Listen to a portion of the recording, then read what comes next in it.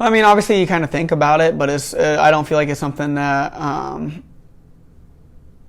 that it's gonna affect me. It's just like it kind of gives you that drive because you're like I don't want to have that feeling again, and it more so wasn't like even me having that feeling because I know it's win or learn, it's never win or lose, but it's just seeing my friends and my family and just disappointment. It's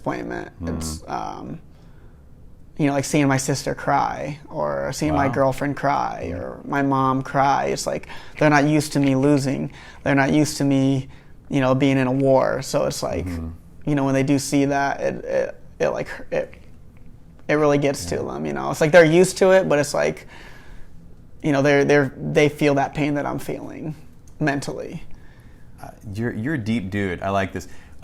Win and learn, not win and lose, is a T-shirt to put on the website. No, that's awesome. No, I think again that's your mindset is just I think it's just amazing. And I think you have to think, like you say, you have to have a piece of that, right? Because if it's just like, oh, the judges robbed me, or but then if you went too far, like, oh my God, like that guy beat me, what's going to happen? You second guess yourself. You don't go for the double leg. You don't throw your hands. We've seen it happen in the UFC. Well, and right? People come back shaken, and they're never the same again. Well, and I know I was talking to there's brothers out of Cedar Rapids. One of them was potentially, he had the potential to be in the UFC and be a champion, but he retired. And his brother's name is Eric Koch, so it's Keone Koch and Eric Koch. They run Hard Drive Performance Center up there, and Eric is currently a UFC fighter. He's like one of 2 or 3 people to win in 3 different weight classes. Oh, cool. But when we were talking about that, he's like, well, they were like, it's a good gauge on where you're at. You beat somebody who had, 5 pro fights under him. So be it. So now you know where you're at there. But then you took a fight with somebody who had, he's been fighting since 2012, and he has 15 pro fights under his belt. And you lost a close decision. So now I know kind of where I'm at in there. So, it's kind of a nice gauger too.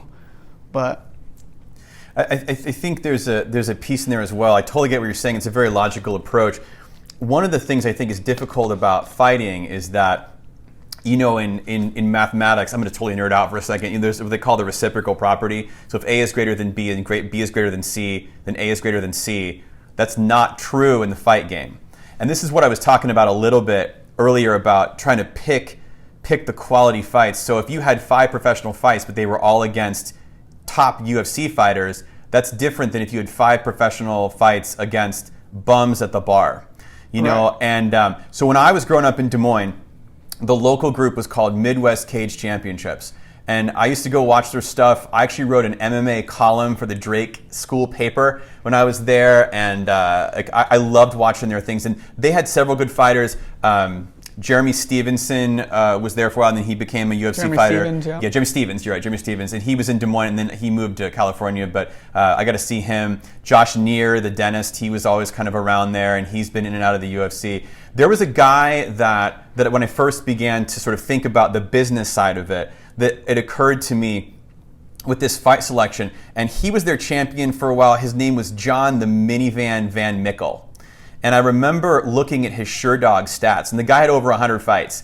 And he would talk a lot, like I was saying, like, I'll fight in any weight class, anybody, anytime. So he had like 100 fights, but you'd look at the dates on it. He was fighting like every weekend in different weight classes. Right. And the thing is, like, I get it. You can make some money. You're a tough guy. That guy could totally kick my ass. Like, I'm not talking down to him. But as a business person, if I think about if you want to get into the UFC, health-wise, it's not smart. And I definitely want to talk about CTE and all that, and definitely. But like, so yes. But from the business standpoint, if he had protected his record a little bit more, like if that guy wants to get into the UFC, but they're going to announce him and go, he's 61 and 56 or whatever. I mean, right. Like you threw yourself out there so much that if you would have taken a little bit more time to train and grow and sort of manage your career a little bit better, it occurs to me that if your goal is to fight in whatever at any time, that's different than I want to be in Bellator, I want to be in the UFC.